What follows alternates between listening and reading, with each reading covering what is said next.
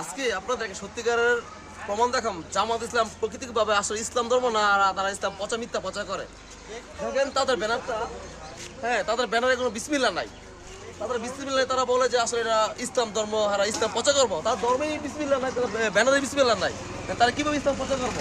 আর এই দেখেন বিএনপি, তাদের ব্যানার অবশ্যই বিসমিল্লাহ আছে। তা বলে কি সে কি ইসলামী দল তাদের বিসমিল্লাহ দেখা যাবো না? হ্যাঁ, আর তারা বলে ইসলাম কায়েম করবো, তাদের ব্যানারে বিসমিল্লাহ নাই। তা ইসলাম কিভাবে কায়েম করবো বলেন?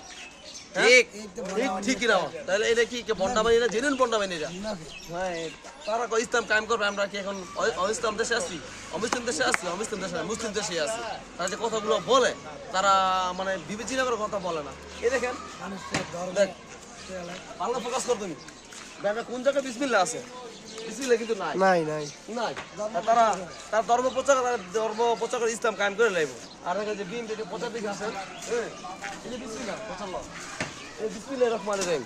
তারা ব্যানারের ফেস্টে সব জায়গায় বিসমিল্লাহ আছে। তারা বলে যে বিসমিল্লাহ, আর দাড়ি পাল্লা একদম গরিবের কা ভোট দিলে ইসলাম কায়েম হয়ে যাবো, জান্নাতে যাবো গা। মানে সব এত কি রে ভাই, ব্যানারে পোস্টারে যারা বলে যে জান্নাত বিক্রি, তারা নিজের জান্নাত পাওয়ার সন্দেহ আছে। তারা আবার জান্নাত বিক্রি করে কিভাবে, তাই না? আর একটা ব্যানারে তো বিসমিল্লাহ নাই, তারা আবার প্রচার করে যে জান্নাতে এই দল দিলে জান্নাত পাইবো, এই ইসলাম কায়েম হবে। ঠিক না ভাই, একদম ঠিক না। আগে নিজেরা সঠিক হন, নিজের দুনিয়াও পাইবো না, আখেরাত পাইবো। আগে নিজে মুসলমান ইমানদার হন, নিজে ন্যাক ইমানদার ব্যক্তি হন, তারপর আমরা আরেকজনকে বুঝান। আপনি নিজের ব্যানারে যদি আপনি বিসমিল্লাহ নেই, আপনার বিসমিল্লাহ কায়েম, আপনি ইমান কিভাবে কায়েম করবেন? আপনার ইসলাম ধর্মে কিভাবে